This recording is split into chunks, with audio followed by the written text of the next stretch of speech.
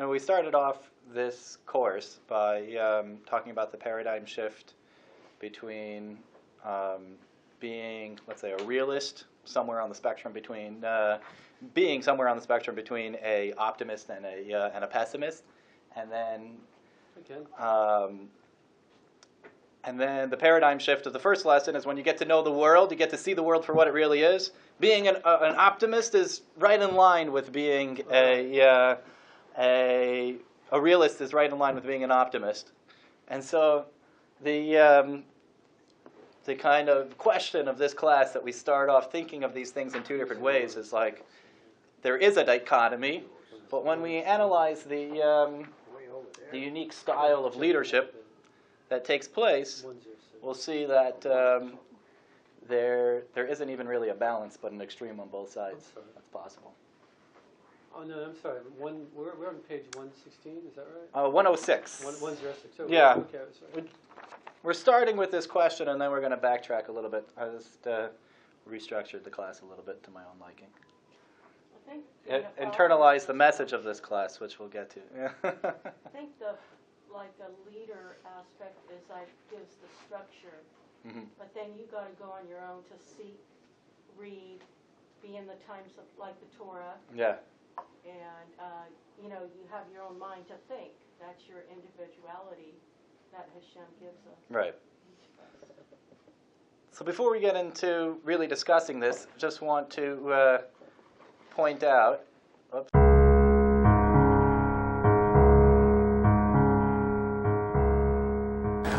What I saw in the Lubavitcher Rebbe was this, that other Jewish leaders that I've met created followers.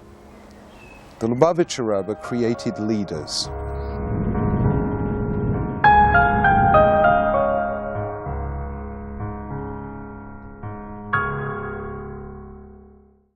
So when the Rebbe moved to America from Russia, in 770 there was a group of less than 100 people, worn out Russian immigrants who came to a new place, wanted to make a life for themselves, and unfortunately because of the persecution of the KGB and the Nazis, who decimated a lot of the Hasidic world, Judaism.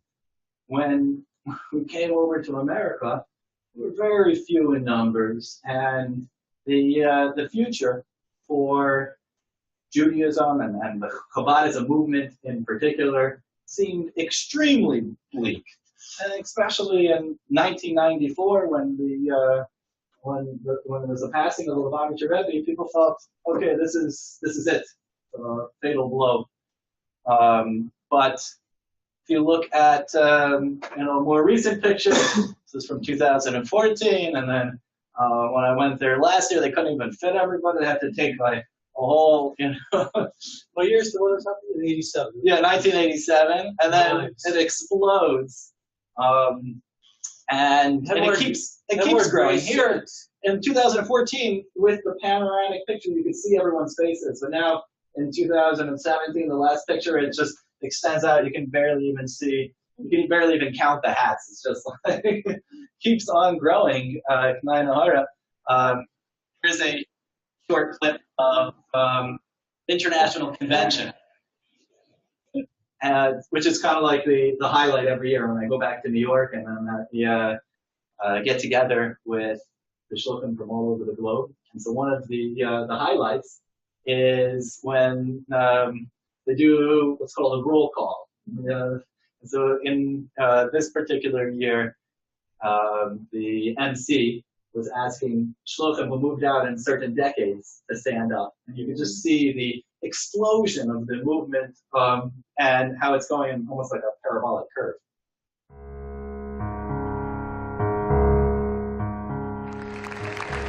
The shluchim of the 60s, please rise. The shluchim of the 70s, please rise.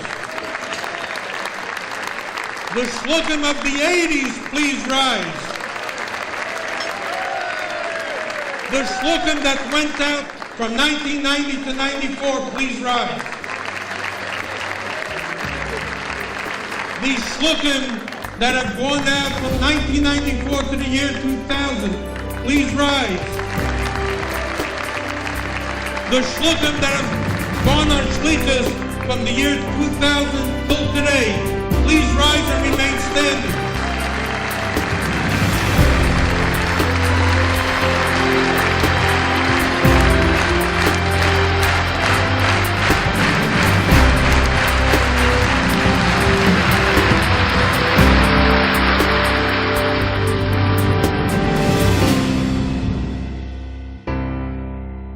How did this all happen, and what is the unique model of Chabad leadership that caused such a explosion in our recent times?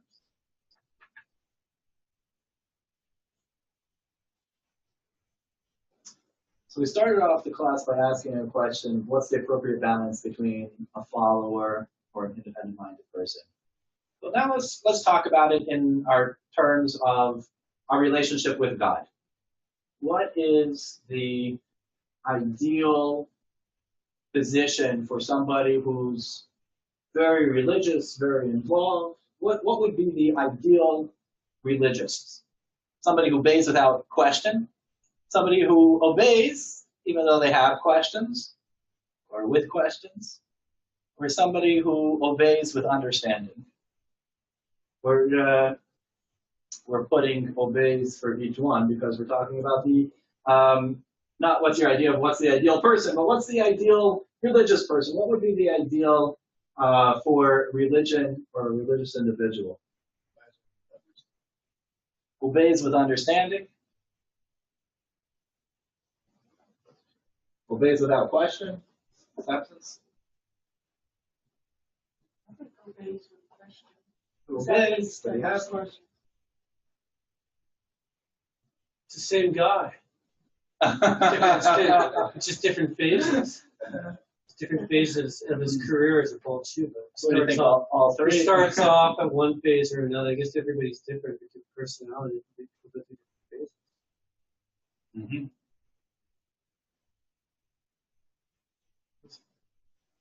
What do you think, Ken? None of the above. Yeah, I have political science. What would you say? Somebody who disobeys? The ideal religious person? Well, I'm certainly not an ideal one myself. So that would be. Not who are you, but what would be the ideal? Oh, it depends. Because, so my own opinion would be different than the average Jew. And what's your opinion? But still a fellow traveler. I still follow with the group. And so question. Not necessarily follow the pathway. Okay. But ideal, certainly not. I know that. Okay. But if you were to think, like, what is religion and what is the religious ideal? What would be the answer? Think. What is the ideal religious person? I don't think If you made your own religion, what would be your ideal religious I person? think the whole reason for life is that they have different opinions and different approaches. Uh-huh. So I think that's ideal. Okay. For this particular group.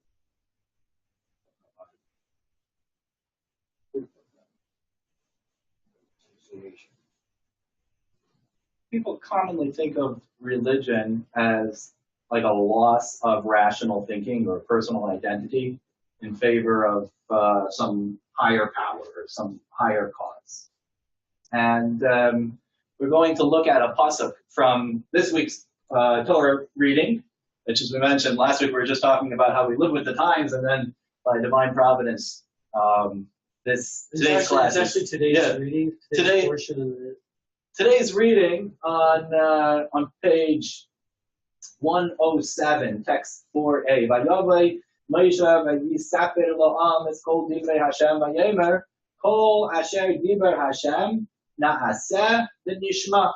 Moshe came from atop Mount Sinai and told the nation all of God's words. The people responded, all the commandments that God spoke.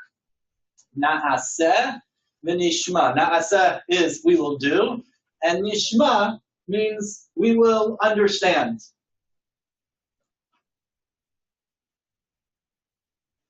And then the Talmud points out that Hashem was very impressed with this response.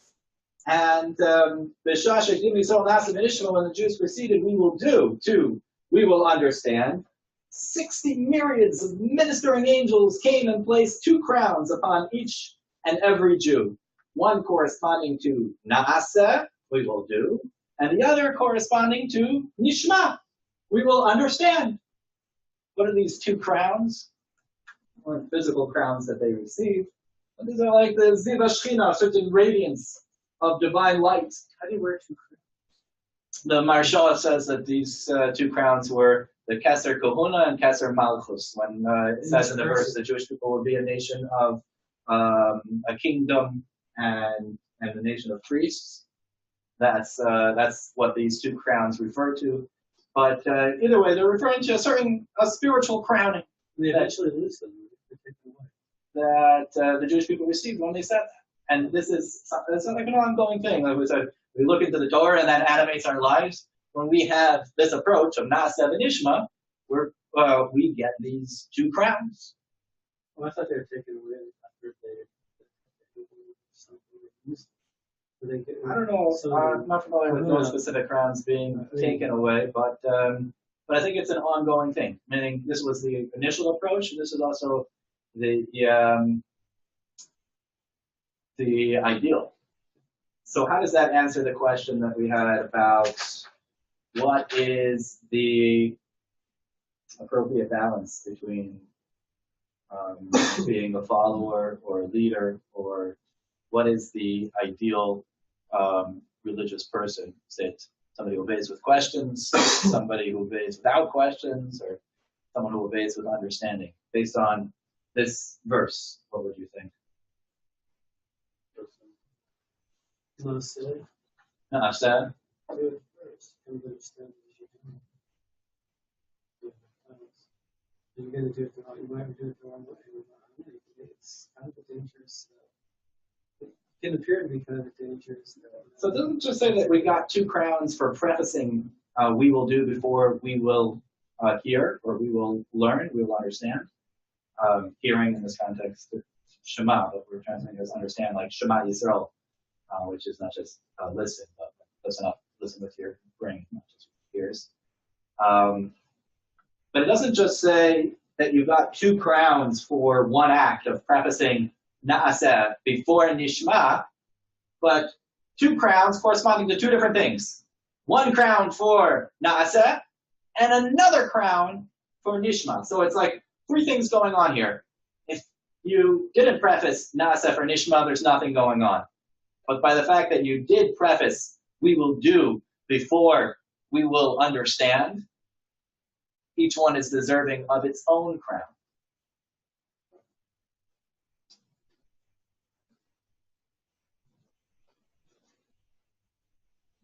But what is the purpose of Vinishma?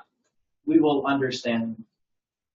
If we are placed here in this world to actualize the purpose that Hashem gave for us, if He tells us what we need to do and we do it, aren't we getting the job done? Why is our personal understanding or buy-in of any significance? As long as you get the job done, who cares? Why is there a separate crown for Vinishma? What is its importance? Why does it have value?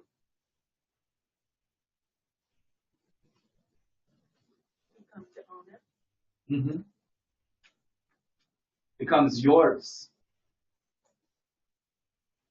We're going to do a little case study about the spies and see the Rebbe's approach in an area that looked like it was very derogatory, but turned it around and shows the very valuable lesson and importance of nishma, of understanding. Text 5a. So it was just barely a year after the Exodus from Egypt, and the Jewish people were about to go into Eretz Yisrael. And the Jewish people approached Moshe with a proposition. This is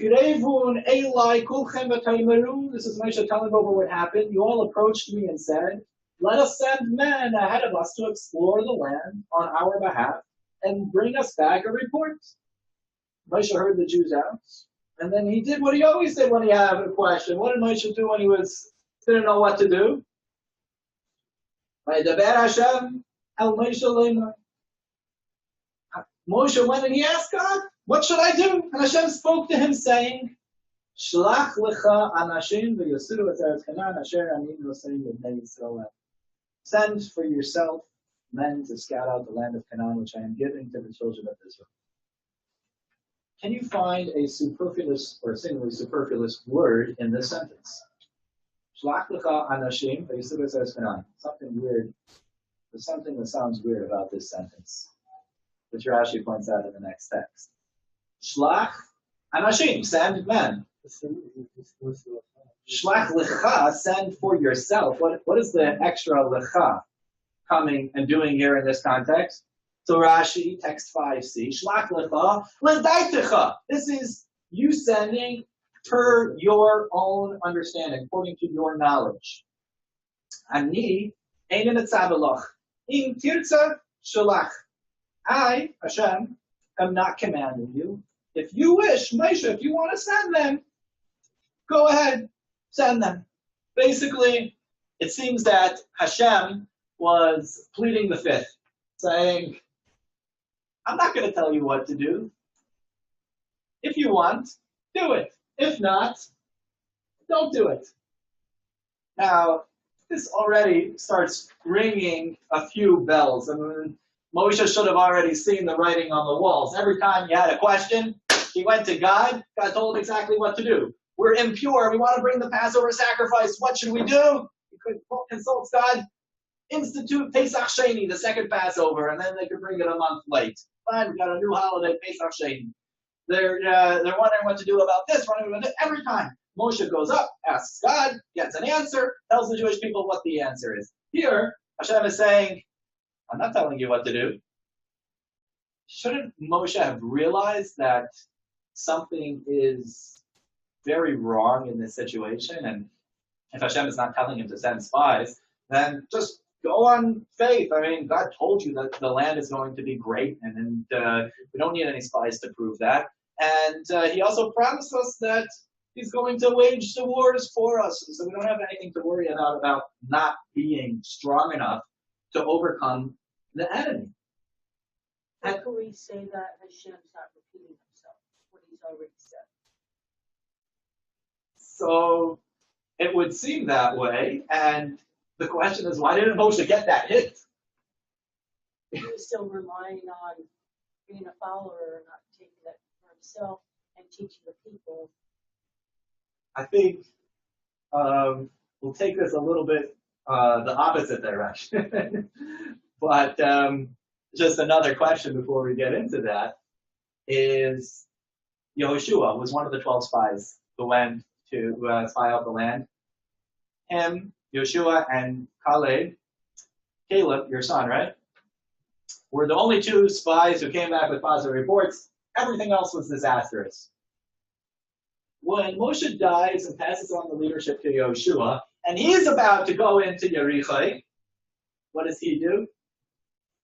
Send spies. Send spies! What do you don't learn from your history? I mean, it happened to work out for the best, and it didn't end up being disastrous like it had before. It's a lot. Right. But it seems so bewildering that the same individual who realized the mistake of the past would go and then repeat the same room for error by sending his own spies. Because you have to. You have to show that this time we're going to do it right. And to honor his teacher. So maybe if you're going to do it right this time, last time we sent spies and that was a big screw up. There was a lot of room for error, and now this time we're not even going to leave room for error. To honor his teacher. To say, like, you know what, my teacher did the right thing this time. So we're going to have to understand what Moshe Rabbeinu was thinking and what Yehoshua was thinking in order to be able to understand this story. So to begin with, here's a Mishnah from Perkei Avot. I don't know how to use this. Good, let's get back on this.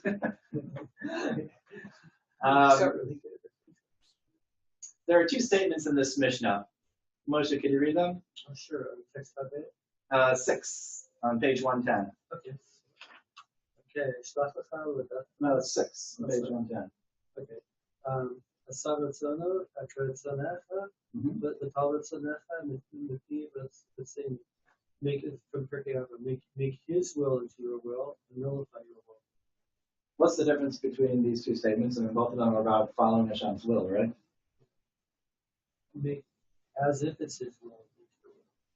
But then it's nullify your will. So you make so you want to do what's right. You want to do the right thing. So it becomes not just following orders, but it becomes your desire. Yeah. So the Rebbe explains that these are two levels of service of Hashem, starting with the loftier, ultimate goal, make your will his will, and then concluding with the beginner level. You can't do that. The ideal, at least, nullify your will before his will. Would it be lining up with Hashem's reality and not our own fears and uncertainty? So we have nullify your will before his will is before we're able to line up, let's say. And God is all knowing and all powerful, and he tells me to do something, even though I may not internalize it, I don't really understand it, I don't know why, I don't feel for it, I'm not excited about it. Nullify your will before his will. Do it anyways. And then there's a higher ideal of make your will into his will. Which means that the person's will himself is God's will. There isn't like a battle going on between, I gotta nullify my will, but my will is God's will.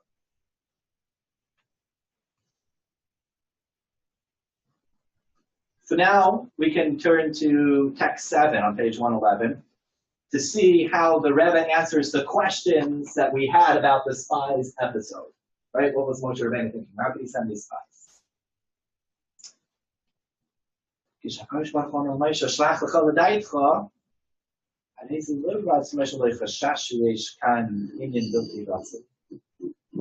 was not at all anxious when Hashem told him, Shlach lecha, send for yourself as per your understanding. I am not commanding you. If you wish, you can send. If not, then don't. That was a quote from Rashi on what lecha means. So Moshe was not anxious. To the contrary, he rejoiced. Why did Moshe Rabbeinu rejoice? He realized, Hashem is introducing a new phase in our development. This new and loftier level of divine service is wholly a product of our free will and even lacks the subtle coercion implicit in a directive from Hashem. Rather, the service is completely consistent with our own understanding and wishes. Lecha, as per your understanding, which are completely in sync with the will of Hashem. So here, he saw a switch in directives that are coming from Hashem. Up until now, Hashem is dictating everything. Do this, do that. Here, whenever you have a question, you ask Hashem, He tells you exactly what to do. Now Hashem is saying, I'm empowering you. You figure it out. I want you to determine what is the best way to go into the land of Israel. Now, going into the land of Israel is about making a home for God down here in this physical world, settling the land. Going in, when we were in the desert, we were kind of like nomads floating above the world in some sort of spiritual cloud of sorts, even though we were, yes, physical human beings on this planet, but we had no material concerns to deal with. We weren't yet fulfilling the divine master plan of conquering a land. And so Moshe said, the idea is and making a home for God down here in this physical world. It has to come, mitzad the tachtein, it has to come from our understanding. So we're going to send spies and we're going to figure out what's the best way to conquer that land. Which has its play in our ongoing battle to conquer the land. The 7 nations that dwell in Israel correspond to the 7 emotive character traits that each and every one of us have. And so going in and figuring out how to transform them, how to accomplish that mission, is something that Hashem is saying, no, I'm no longer going to just lead you by the hand and tell you every step of the way. You have to put in your input and figure it out. So when it comes to parenting, for example, we have this inclination. We want the best for our kids, right? And so we might be inclined to do everything for them. If you're able to, I heard a psychologist recently say that if a child is able to get their own fork or get their own plate, that even though you might be able to do it easier than them and just help them out, and you want to do everything you can for the kid, it's debilitating to do everything for the kid. So it might be higher, loftier, less error-prone to have it all coming from above. It's summed up in this very powerful Hayom Yom, text 8. Hayom Yom is one of the only 2 written books by the Lubavitcher Rebbe, and it has a short snippet of inspiration for each day. So here's an excerpt from a certain day from Hayom Yom. It says, there needs to be service that's the product of our own effort. Higher. You can reach superior heights when you're taken by the hand and led. Higher is the but it's far more precious when we go by our own strengths. And so that's why Moshe Rabbeinu sent out spies despite the risk, and why Yoshua, many years later, sent spies. Because they realized there's an advantage to doing it yourself, figuring it out, using your own brain, your own heart, and getting the picture. Getting it on your own, not just being told what to do. So Dasa, what was one of the things that you mentioned as a benefit for this avodah b'koach atzmo model? The avodah b'koach atzmo means your own input. You're doing it. You're making it happen. What was one of the things that you said? It brings... Making it your own? Said ownership. Yeah. Said ownership. Ownership. Ownership. You said you own it. It's quite the cliche these days, but it's a good one. It's a good cliche. So here are a few ideas. You have clarity. Meaning when you're in tune, then you know what to do. And then even when other situations arise that are not necessarily explicitly told what to do, you have a clarity. You see the vision that that God has for you, and can figure it out. Second thing is endurance. I mean, we have impulse control, and you can white knuckle forever, but burnout is real. And if you don't own it, if it doesn't become yours, then it's not as enduring. You're not able to just keep going. It's kind of like when you own it, like you understand it, you seek it out to where you understand it. It's like you know that you know that you know. Yeah. Even though everything else is, that you've experienced it. You've done it. And then the passion. I mean, when you have ownership over it, your passion and enthusiasm is a lot greater because you have personal investment, you have personal involvement, it's yours. And lastly, you become godly. You're not only acting in a godly fashion, but you are yourself. You become a godly person. You're thinking along the godly lines, and you're feeling along the godly lines. So you're in sync, not just in action and what I'm doing, but in your entirety, your whole being.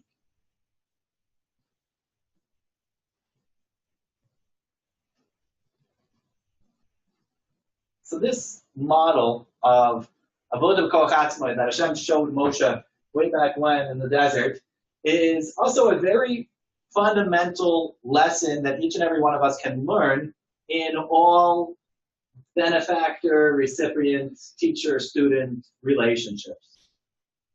Every generation has their leaders, and Jewish tradition tells us in very powerful words about listening to the instructions of our leaders. Text 9, page 113. Read text 9. The honor of your student should be as precious to you as your own.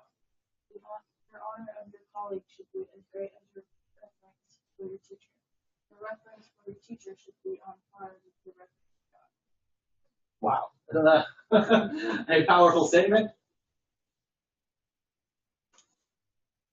So it's not just in following Hashem that we try to make Hashem's ideals our own ideals, but the truth is that in any teacher-student relationship, the ideal is to be in sync with your teacher, to be in sync with your leader, by having a personal appreciation for the leader's teacher, for the leader or teacher's ideals themselves. So you have a personal connection to them. So the ideal follower, let's say, is not somebody who just tell me what to do and I'll do it, but somebody who internalizes what it is that their teacher is telling them. Not a thought that came to my mind about the heart, like when someone is getting a new heart, usually they have the heart beside the person or the artificial, I don't know, something like that. And it's side by side, and then it starts linking together, and then it's separated to where the new heart starts doing it on its own. Yeah. And that's what the student is, definitely a separate heart. It's like his own beating heart, but our ideal is to be in line with the same beat as our teacher. Now, this isn't just a responsibility on the student, but a responsibility for the leader as well, to lead in this direction. Time and time again, the Rebbe would cite this following verse and Rashi's commentary on this verse. Text 10a on page 113. וידבר השם אל משה לאמור, דבר אל אהרון ואמרת אליו, והלויסך אז הנרס אל מול פני המנורה, יאירו shivas haneres. Hashem spoke to Moshe, saying, speak to Aaron and say to him, when you cause the flames of the tabernacle lamps to ascend, the 7 lamps shall cast their light towards the face of the menorah. Now, why does it say when you cause them to ascend when talking about lighting the menorah? When you light the lamps, not like when you light them to ascension. Rashi points out, Al Shem Shahalahav Oileh Kasid Bahadlaka sign Lashing Aleha. Because the flame rises, the Torah describes their kindling in terms of ascending. The one lighting the menorah is required to kindle the lamp until the flame rises by itself. You know, you can touch the wick when you're lighting the menorah or lighting anything, and it might not fully catch, and you move on to the next one, and you realize, oh, you didn't give it enough fuel to really be a self-sustaining light. You can't just pass the candle over it. You got to sit there until it has enough of a fire on its own to be a self-sufficient light. And so the Rebbe took this model and translated that into spiritual terms. Each and every one of us are called a candle. Ner Havai Nishmas Adam. A person is the candle of Hashem. Text 10c.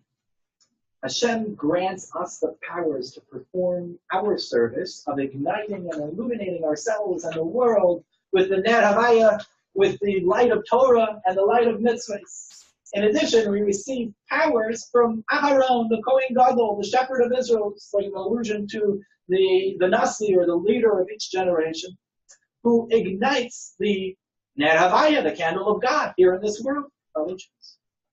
We also receive guidance and inspiration from our parents, educators, and the people with whom we interact. Nevertheless, we cannot suffice with the powers and guidance we receive from Hashem and others, because the ultimate and truest service necessitates us to be flames that rise on our own after we're ignited by others. You get the ignition, and then you have to run with it to the point where you're a self-sufficient flame. It's like passing the torch. Right. To win the race, you don't, the one person doesn't do it, but it's unity and Enough to catch. together. And, The light of Torah mitzvahs must permeate us to the extent that we ourselves become independent sources of illumination, no longer require the efforts of a mentor, the one who first set our little spark on fire, got us going, because we've become self-sufficient flames.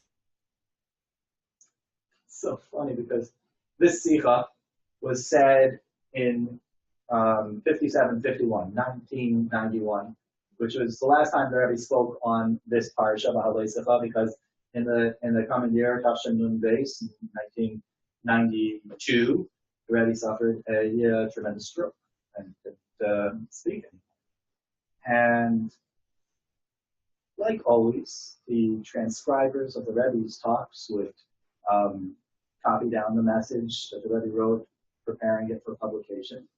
And there was a subtle question that they had, a nuanced idea within this talk that they wrote down in a question, and they handed it to the Rebbe to get guidance, like they always did when transcribing the Rebbe's talk.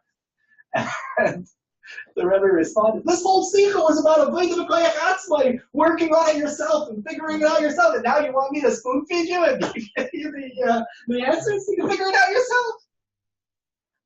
Here in this talk itself.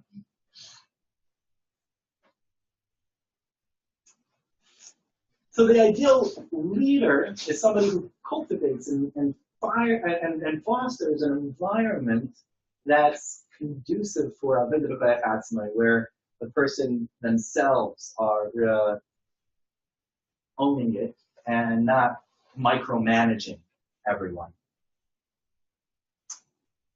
So how does a leader cultivate in his or her followers the ethic of self-initiated and self-motivated work?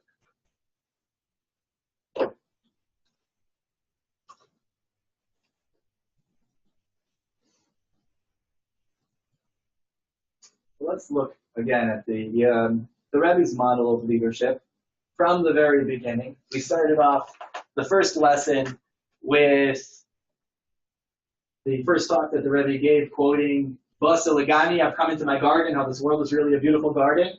That was like the inaugural speech. And afterwards, this is what the Rebbe said after giving the first mimer, formally accepting the leadership after a year of saying, it's not for me. He says, "It's the Herzchaim Yidden, listen up, my dear fellow Jews. The Rebbes of Chabad demanded that their Hasidim take personal action and not rely on whatever. After all, even God himself does not impress piety or proper conduct on anyone." Gives us the free choice. "We must all work, therefore, with the entirety of our bodies and souls. I will not withhold my assistance, chas v'shalom. I will help to the best of my abilities, but I cannot do the work on your behalf. Of what good will it be for me to publish Hasidic discourses, sing Negonim, say L'chaim, Verbrengens, if you don't do your part?" The Rebbe, my father-in-law, would say, "Shtoking fegelach and buzen, don't be delusional. Each one of us has to personally transform our shtos de l'umazeh and the koch from the nefesh habahamis into kedusha, which is our foolish tendencies or our materialistic passions, into holiness." Why does each and every person need to do that on their own? Nobody else can do that for you. You can't. Great. You can go like that. They sort of a couple bucks. Bring me along. Take me out. Just let me up. Down to a little shingles, a little office. Transforming. A couple bucks. I'm willing to give my assistance, my guidance, my help, but all of that is worthless if you're not going to put in your own effort. Here's a short clip from Yehuda Avner when he asks the Rebbe this question, did you light up my fire?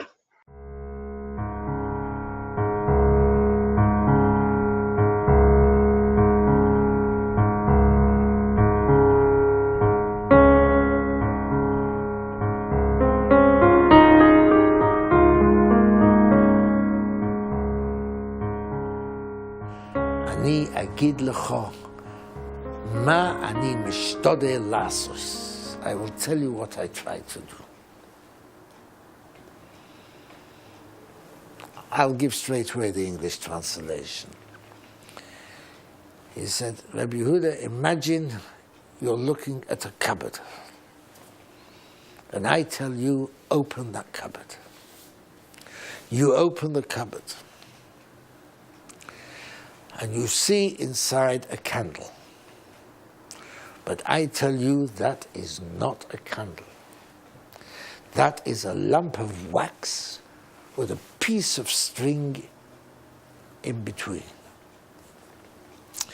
Musai hashavo v'hachut nehofchim lener. When does the wax and the wick become a candle? Ka'asher ato mevi lahava el hachut. When you bring a flame to the wick. Az hashava v'hachut nehofchim lener. Lemor, that is to say, they fulfill the purpose for which they were created. Ze ma she'ani mishtodel lasos. That is what I try to do. Shekol ish v'isha yekayim es hamatorah shelamana heim nivro.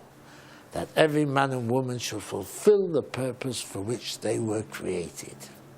When you bring the flame to the wick is inside, and that is the soul, then it brings to life the body, which is the wax, and the body and the soul fulfill the purpose for which they were created. And that is by the Esha Torah, the fire of Torah. And then, and this I can say, he began to talk to me about the Sixth Fleet in the Mediterranean. In detail. And about how it would be of strategic advantage to Israel if we could persuade Washington to establish a supply base for the Sixth Fleet in Haifa.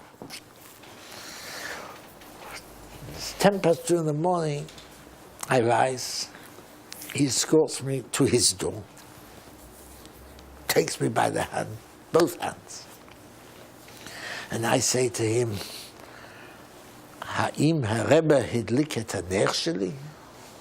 Has the Rebbe lit my candle? He said, Lo. Nosati lecha es ha'gafur. Rak ato yachol lahadlik es haner shelcha. I have given you the match. Only you can light your own candle.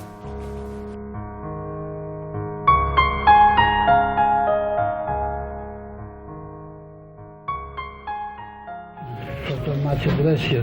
Go from strength to strength. Tomorrow I'm meeting with the Federal Sentencing Commission, and I'm going to tell them your views on imprisonment. You support my views also, not only Yes. support my views. Yes. Support them. Yes, Okay, and the prisoners. Yeah, and God Almighty bless you. Go from strength to strength, and to reach the time that there will be no prison, only preventive education, to not to let people to go astray from the right way. That's what I'm going to tell them. Yeah, God Almighty bless you. But you'll tell them as your personal views also. And yours and mine too. Yeah. Thank you very much. And good service.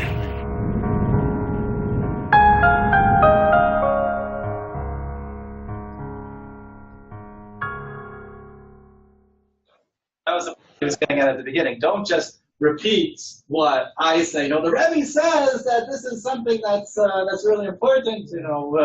Reform the prison industry instead of locking people up and making them incapable of integrating back into society. To focus more on preventative education and rehabilitating correctional centers in the sense that they should correct and change the way that we behave, not make it impossible to ever go back to society. So the Rebbe didn't want somebody to just parrot his views.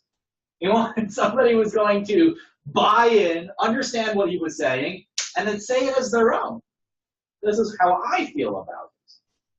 And that's one of the key secrets behind Chabad's success. And how even many years after being able to go to the Rebbe and get our physical guidance in a very clear way, like we were able to before 1994, that it continues to grow and grow tremendously. Every year, it's like not just increasing, but growing percentage-wise, larger and larger. When the Rebbe turned 70, he said he's going to open up 70 new institutions. We spoke about that in the infinite power of the Jewish soul. How he's not retiring. Now, 70 new institutions open up every other day. It's like every year there's so many more Chabad that are opening up. It would be like nothing to say, 70 new institutions in 1 year. It happens without any specific effort. So, I don't know if it's the most recent one, but there's one in Petaluma, which moved right between Santa Rosa and what's the town right below it? Yeah, it's halfway. Yeah. So like right here. So there's another one between Santa Rosa and whatever. There's like 5 Chabad before you get to San Francisco from Santa Rosa down. Wow. So Maybe Windsor. That's a nice spot. now you have 4,400 Chabad couples plus around the globe. So like close to 10,000 shluchim around the globe. How many of them do you think were told by the Rebbe personally where to go? Anybody ever come on before? Like less than 1%. How about first? Yeah. But then the very few said just a tiny amount. Yeah, the other 99% went out on their own initiative. I mean, they would, let's say, find a place that needs a shliach. They would write a letter to the Rebbe, sometimes suggesting a couple places, and the Rebbe would circle one, or just saying, hey, we're planning on opening a Chabad over there, and they would just get like a generic, of course nothing's generic, but they would get what seemed like a generic letter from the Rebbe, just wishing them bracha v'atzlacha, success. And, it's a story for another day of how we found Humboldt. A lot of people ask me, so what central organization sent you to Humboldt? How did you come here? And really, it's the koyach atzma. It was something that we heard about. We went out on our own dime to come and check out the place. And once we had decided, okay, this is the right place, we wrote in a letter to the Rebbe, and we got back a clear response, which how that happened many years after Tasha Nandal is a story for itself, which maybe we can talk about more on Purim, which is coming up, because it is connected to Purim and a very exciting story itself. But this was not just a practical solution. Like, I don't know, when the Rebbe first started, he would call people into his office and tell them, I want you to go to such and such a place. And some people would listen right away and jump on the opportunity. And others were kind of hesitant, I don't know. And eventually, like 8 years into the Rebbe's leadership, he just stopped. He said, you know what, I'm not going to tell anybody where to go. If somebody wants to move on shluchas, they got to show up and say, Hineni, here I am. Tell me what to do. I'm ready to go. Or, as the years went on, it was like, not just, I am here, tell me where to go, but figure out yourself. Where is it needed, and in what area is it most needed, whether it's adult education or a Hebrew club or whatever it is, it's up to you to figure it out. And this is not just incidental to the Chabad's success, but a part of what the Chabad philosophy itself is.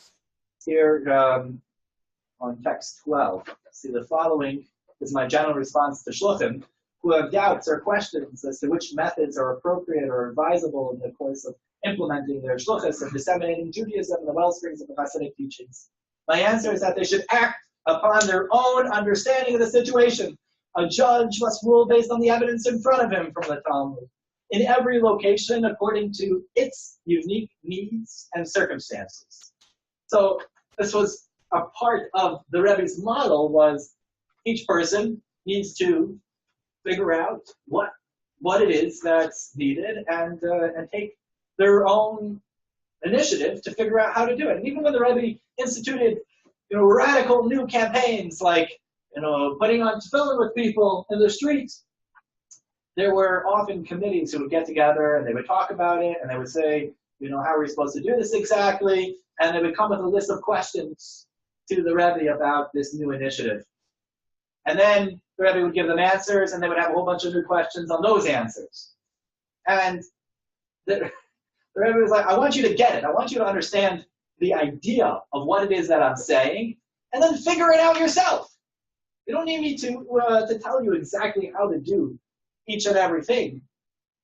I want you to get it on your own.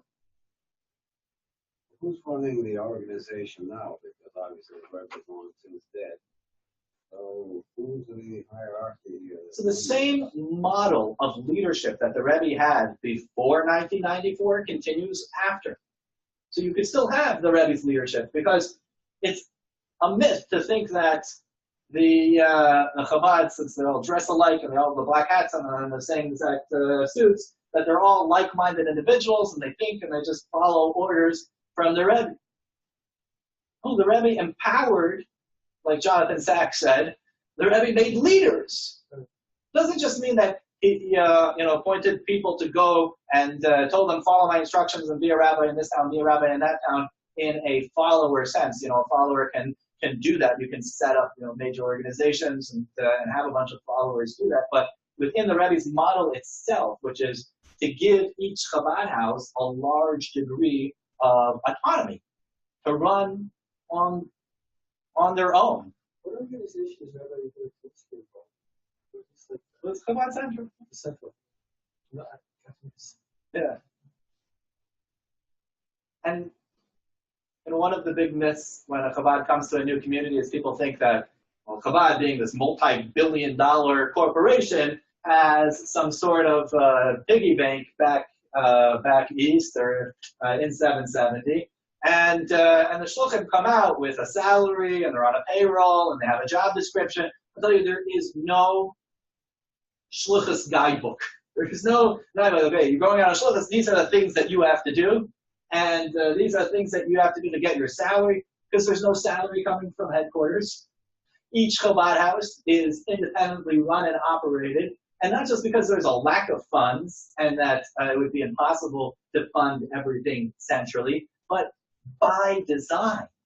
That was how a Chabad house is meant to operate, is the shliach's going to go out, and he himself is not just going to be a leader to a bunch of followers, but each person is going to take ownership. They're going to buy into this message. This is going to be something that resonates with them, and therefore they're going to support it, and they're going to be a part of it and build it up. So it's ours. And that makes it so different than if you were just a follower. Then, okay, a follower could give some money, but it wouldn't be enough to support a Chabad house in Humboldt County. You had followers here. Because we have a group of leaders that the Chabad house is sustaining. If you've ever been to other Chabad houses, no two Chabad houses are alike. Everyone has their unique programs and unique things that they do. And, if you imagine, let's say, Burger King or Walmart, every single one looks pretty much the same. It's a franchise. And so there's a guidebook on how to make Dunkin' Donuts exactly the way the corporate headquarters wants your Dunkin' Donuts to look. And so they follow everything to the T. But in the Chabad house, not just are all the structures unique, but the programming and the unique understanding of that community and filling those communities' specific needs are different. I've seen that for sure. Yeah. But I told you, I went there up in Dharamsala, India. And they're serving India the best way they can serve India. You know what I mean? They're not. Many weird people.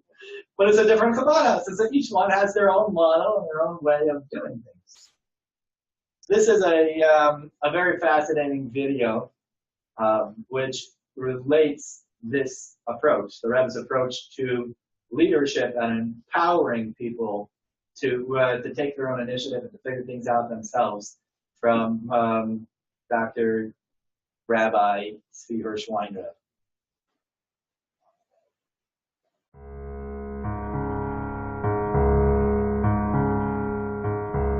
I had specific questions about the direction of my psychology career. And also, I wasn't sure at that point for my children. At that point, my oldest was about starting school. She's 5 or 6 years old. And we weren't sure about chinuch for the children. There were most of us chinuch in Silver Spring, in that area in Washington. We weren't sure about that. And like everybody else, I guess, I had my own questions of emunah and bitochen. And, some were philosophical questions, but some were really lemaisa kinds of questions. And I wasn't sure about many things. I was in a stage of uncertainty. I was then in my very early 30s, so maybe I was too young for a midlife crisis, or maybe I just got the midlife crisis earlier than some people. And I was probably depressed because of this, or just in general. And I wasn't sure where to go.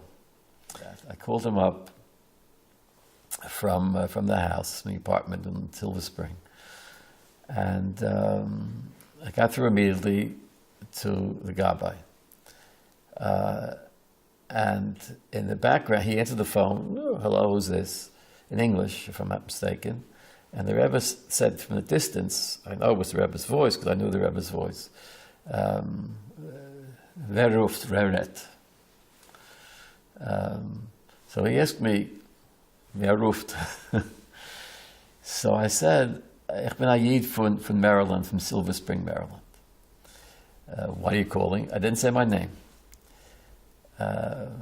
He says, "Why are you calling?" So I told him, I have questions about my decisions I have to make, about my career. I spoke to him in English. About my career. I have questions in emunah. I'm a person with many, many questions. I'm a very, very uncertain stage of my life. And I would like to ask the Rebbe certain questions about decisions I have to make. I use the word uncertainty and decisions. So, as I was talking, the Gabbai was like paraphrasing what I was saying on the phone. I imagine so that the Rebbe should hear. He's saying, "Oh, decisions, emunah, and professional choices, things like that." And I could hear the Rebbe say in the background, "Zogim as es is do a Yid in Maryland, zu wem soll reden." And the Yid heißt Weinreb. So the Rebbe Gabbai said to me, "Did you overhear what the Rebbe said?" I didn't believe my ears, all right. because I knew for sure I didn't say my name. I wasn't going to say my name unless I was directly asked. No one ever asked, what's your name? So he said, did you hear what the Rebbe said? So I said, no. I wanted to hear it again. So he said, the Rebbe said that there's he said, he quoted the Rebbe verbatim in Yiddish, as ist du a Yid in Maryland. Zu dem sollt reden, sein Nomen is Weinreb. So I told the Gabbai, my Nomen is Weinreb. So I heard the Rebbe say, Bazoi soll wissen sein, as amol darf man reden zu sich. And the Gabbai then was like stunned. I mean, you can hear, he just stopped, he short of breath. He said, the Rebbe said that sometimes it's best to talk to yourself. Is your name Weinreb? So I said, yeah, my name is Weinreb, but maybe the Rebbe means a different Weinreb. So he says, no, if the Rebbe says talk to Weinreb, you got to talk to Weinreb. So I thanked him very much. Obviously, since 1971, I've had many, many questions about many, many different things. And unfailingly, whenever I have any kind of question, even if it's a question in halacha, or a question in, should I learn this masechta this month or that masechta, whatever, or if it's a deeper question about shidduchim, my family, my own personal decisions, before I speak with anybody else, I put myself aside some time, and I study something to do with the Rebbe, Lakutei Sichos, or something, to kind of connect again, and I think about it myself, and I listen to my, whatever you want to call it, my inner voice, I call it, and it's very, very helpful. And I've encouraged other people, before you go asking this and that other person, whoever it is, a Rebbe, a Rav, first, talk to yourself. Let's listen to what you have to say about it. Sometimes that's the best answer.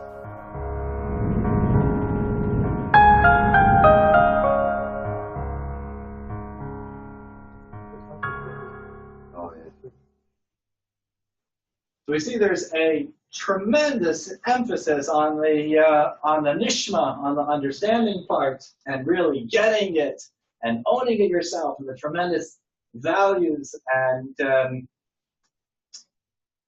what were all the benefits that we had mentioned, enumerated about owning it yourself and the importance of doing that, and how that leads to a lasting, ongoing movement, keeps growing. But let's go back to the spies for a second. But what did they do wrong? Where did they go wrong? The first ones that Moshe sent.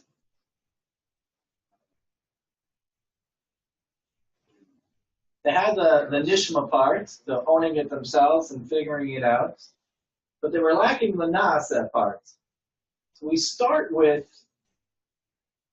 even though there's a tremendous virtue of independence, it can't be, on one hand, it is taken to the extreme, and we have to have absolute independence, but that independence is not in terms of whether or not we should be doing it, but how, and understanding ourselves why we should be doing it.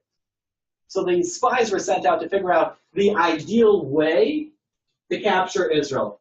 Is it through this entrance, through that entrance, as one strong group, or as different groups coming in on different sides? And they had to understand for themselves how we're going to make it happen, and that was crucial to conquering the land, that it shouldn't just be a divine gift from above, even though, yes, God will protect us and there'll be miracles and everything that will conquer Israel, but we have to do it in a natural way. We have to figure it out and how we are going to make it happen.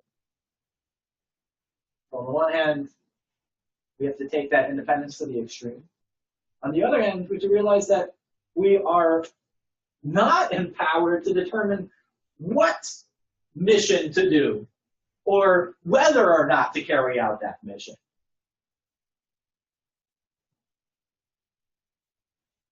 And so that's the foundation for even the second crown of understanding, is that it comes secondary to the na'aseh, the acceptance of the yoke of heaven. And so when you have a humble acceptance and servience to the basic truth, and that Hashem is guiding your way, then we're able to proceed to the next level of owning it ourselves. So if we don't have that first stage, then the second stage is worthless. It just leads us astray. So, as we mentioned, every Chabad is unique on the one hand, but on the other hand, any Chabad you go to, there's this kind of hashava b'neihem. There's something that's similar by all of them, accepting and welcoming of everyone. Or they're all in line with this same ideal that the Rebbe had. They're just doing it in different ways. The Rebbe was kind of like a archetypical chassid. So on the one hand, his devotion to his father-in-law, the Rebbe of his time, was the strongest and the greatest we've ever seen. On the other hand, you wouldn't, by any stretch of the imagination, call him a weak leader or just a submissive follower. On the one hand, he was a bigger chassid than anyone else, followed, heard, and absorbed whatever it is that his Rebbe taught him. And even after the Frierdiker Rebbe passed away, he would go on and continue calling even the shluchim that he sent out, shluchim of his father-in-law, and continue to receive the guidance and inspiration from his father-in-law, to go to the resting place of his father-in-law, the Rebbe, his Rebbe, to continue getting that guidance. But at the same time, he came out with all of these novel campaigns that nobody ever thought of before. So he modeled both the Naaseh and the Nishma for us. On the one hand, Bittul, which is like faithful devotion, and then on the other hand, Mitzias, which is like independent mindedness, thinking for yourself and being your own individual and using your own intellect and emotions to their max, not suffocating any one of them because I've got to follow this religious ideal, but all wrapped in one package. And so within each and every one of us, we have both of these areas. The foundation of our service to Hashem is our submission to God. So let's do a little meditation here.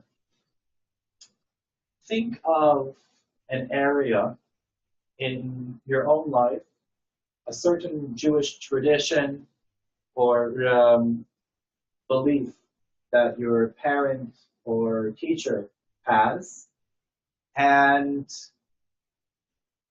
something that you're doing without fully understanding its value.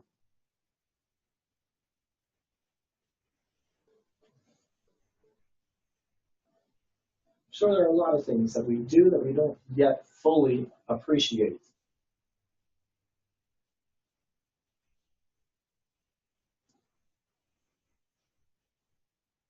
The Shnei Luchos Habris, the Shema Kodesh, from Rabbi Yeshaya Halevi Horowitz, says in text 13. Adasa, can you read?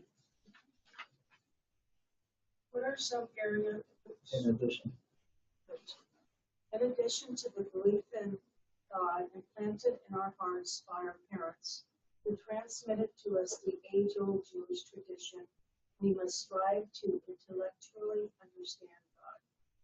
This is alluded to in verse, "This is my God, Ve'anvehu. Really, I will glorify him, and God of my fathers, and I will exalt him. When this is like God, when my relationship with him is a product of my own comprehension and knowledge, then Beha Nebehu, a contraction of the Hebrew words ani, bahu, I and he are then united in a meaningful relationship for my understanding of him, Hermes, the emotions of the heart. If, however, I do not comprehend the divine, and I depend on the faith of my family tradition, the God of my father, then I exalt him. God remains exalted and beyond me, and I remain emotionally distant. So Jewish people are called the people of the book because we never stop learning and increasing and growing in our knowledge and our personal understanding. Not just learning to know what to do, but also to have a deep connection to it, a meaningful understanding of why it is that we do. So last week we spoke about how learning Torah, being that it's the blueprint of this world, is not something that should just remain in the abstract, but it should have practical application.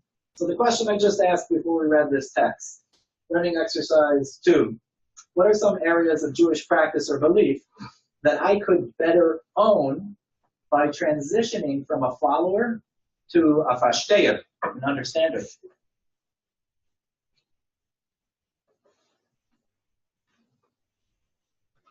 Is there an area of your Judaism that you would want to explore more and get a deeper understanding to?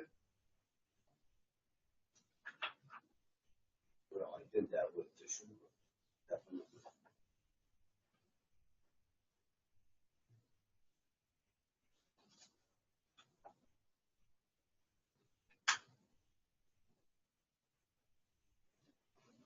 So you see, the Chabad model, on the one hand, you start with the nasa, doing. You wouldn't go out in the streets and start wrapping film with people on the street if it was, well, you have to understand, you have to appreciate the beauty and the Kabbalistic, mystical unifications that are coming about through doing the mitzvah. Well, you're not going to have time to explain that to somebody on the street.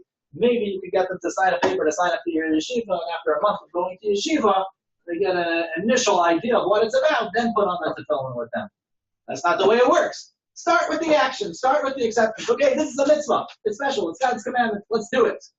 Start with the action. We carry the tradition of our ancestors. We carry these mitzvot that we do, and a lot of times we don't understand the meaning behind them. We don't stop doing them. That wouldn't help us get to an appreciation and a personal ownership over what they are all about. No, you start with the action. You start with the acceptance. Hamaisa hua ikar, doing the action at the end of the day is the main thing. But it doesn't stop there. Doing the action and then incorporating that action into your being transforms yourself into a godly being. Do you know what Chabad stands for? Chabad is an acronym. Chachma bina and das, understanding, intellect, knowledge. It's about comprehending, personally owning, and getting your own connection with Hashem.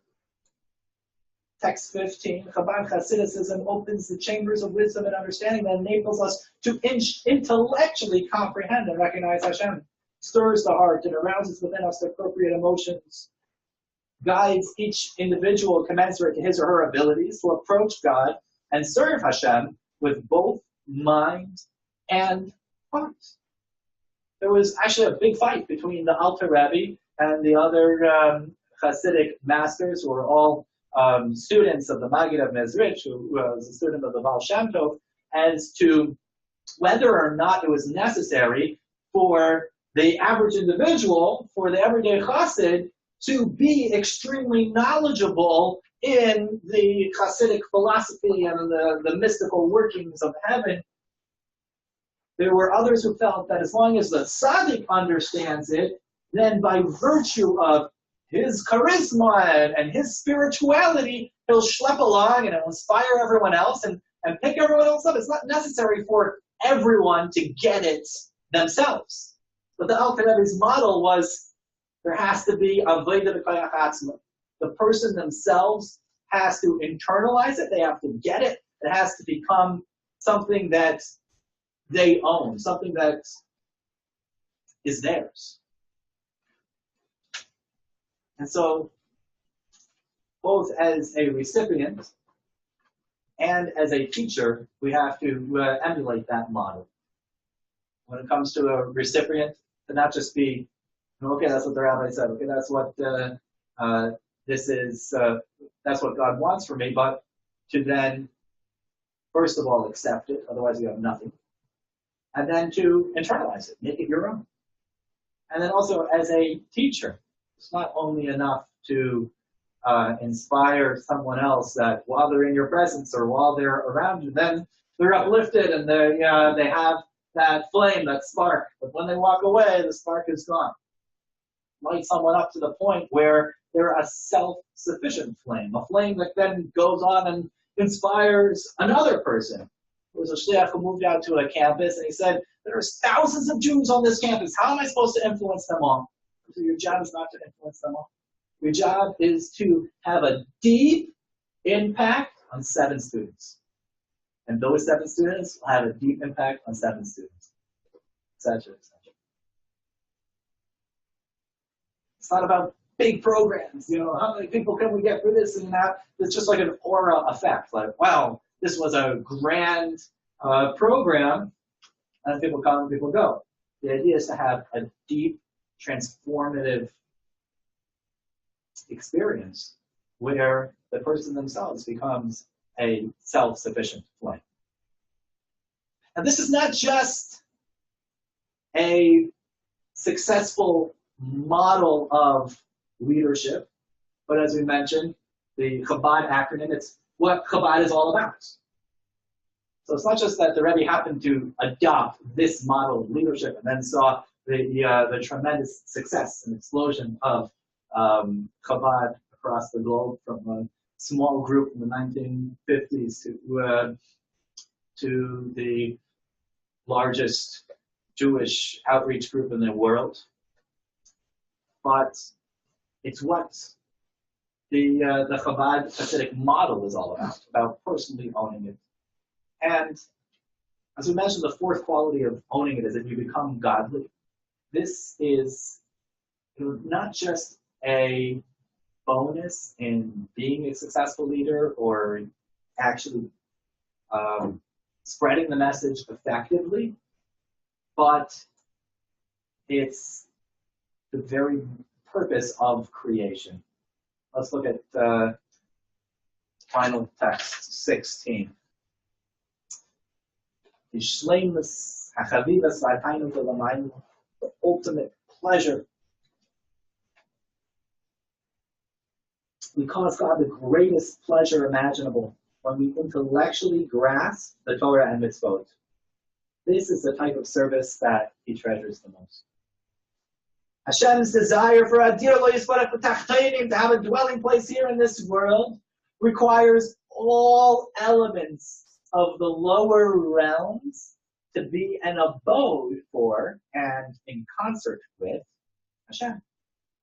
When we negate our own understandings and feelings and choose to do as Hashem commands, though such behavior expresses tremendous subservience to Hashem, it also demonstrates that Hashem's will has not fully permeated us. For our intellect and emotional faculties have yet to become an abode for Hashem. To fully realize Hashem's desire, our entirety must become an abode for holiness.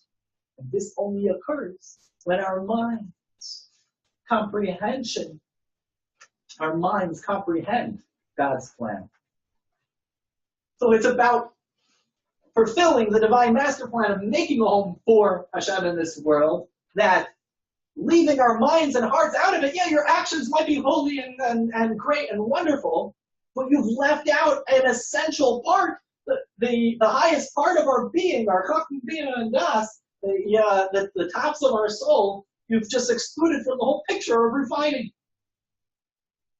So it's not just a matter of, okay, if you do these mitzvahs enough, then the habit will change your body and you'll get used to doing these actions. No, you got to change your mind and your heart. That's part of the transformation process of making this world into a home for Hashem. You can't leave those essential pieces out of the picture. It's vital to the whole thing. Let's just end off with a parable on page 123.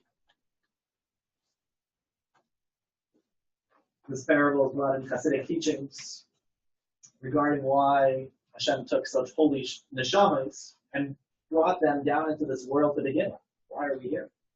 There was once a mighty king who had an only son.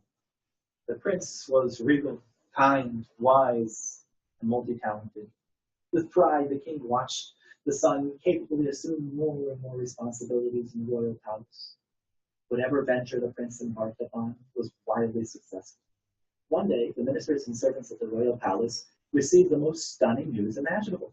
For no apparent reason whatsoever, the king had banished his beloved son from the palace. He dispatched him without a penny, and even commanded that he remove his royal garb before his hasty departure.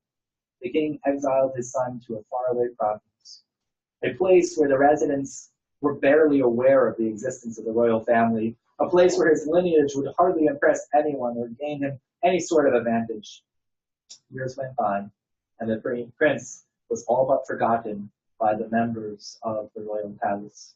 One day, a large caravan was seen approaching the palace. At its head, in a royally beckoning chariot, sat the prince, clad in glorious regal clothing. Accompanying the prince were many servants and attendants with multiple wagons laden with riches that the prince had amassed. It seemed that the prince had done quite well for himself in the place of exile. From scratch, he had made for himself a fortune, and even been elected the governor of that remote province. At the grand reception that the king held in honor of his dear son's homecoming, the years-old question was finally answered, as the king explained to all the assembled the reason behind the banishment. For years, the king began, I watched in awe as my son, the apple of my eye, succeeded in all his endeavors. But I was always troubled by one thought. All of his successes can be attributed to the fact that he dwells in the royal palace, avails himself of the royal coffers, and has access to the greatest minds and the finest artists. Deep in my heart, I always knew that my son is great in his own right and intrinsically royal, and in fact needs none of these advantages in order to exceed. It was to prove this point that I sent him off to a land where he would have to earn everything on his own merit. And never for a moment did I doubt that this day would arrive. The day when my son would return and reclaim his position in the palace, a position that he himself has now rightfully earned. Hashem sent us here into this world because he desires a dira b'tach chayim. In order for it to be a dira b'tach chayim, a dwelling place down here in this physical world, it has to be something that we, going far away from the palace and the spirituality and the understandings that we have in heavens, invested in a physical body, in a physical world, come to these grand realizations.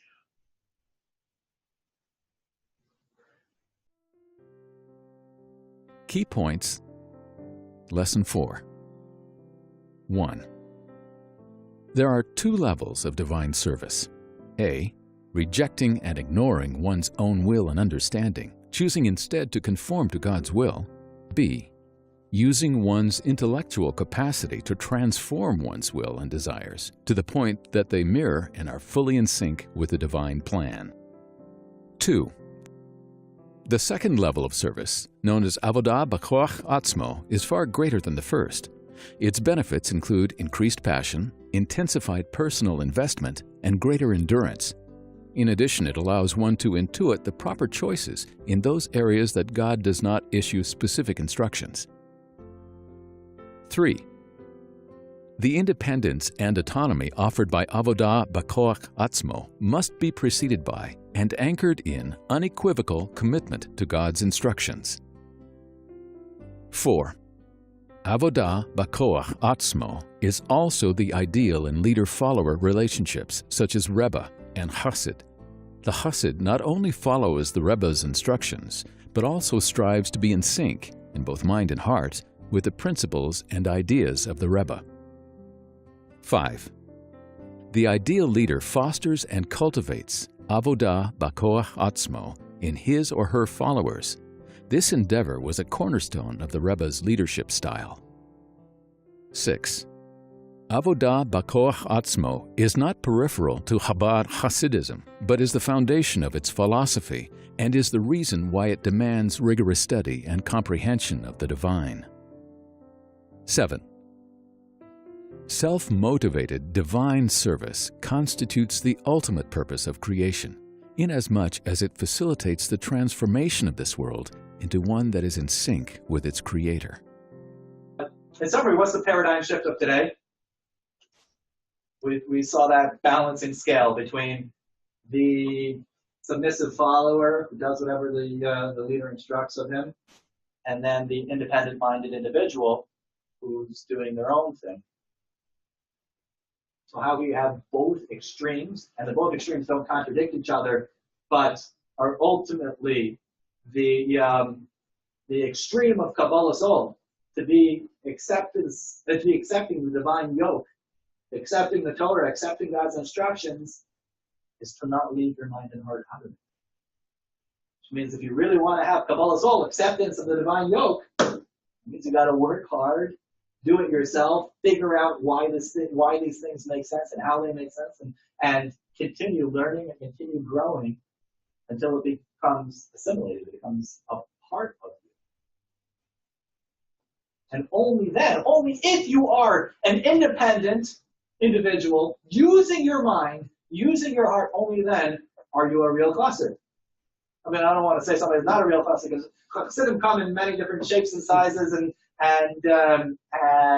different attitudes. And if you ask, maybe 1,000 chassidim, what does it mean to be a chassid of Rebbe? You'll get 1,000 different answers. But that itself is the point here, is that you own it yourself. No two people are alike. And so the idea of being a chassid is that you're not going to just submissively follow whatever you're told, but you're going to be a powerhouse in your own right.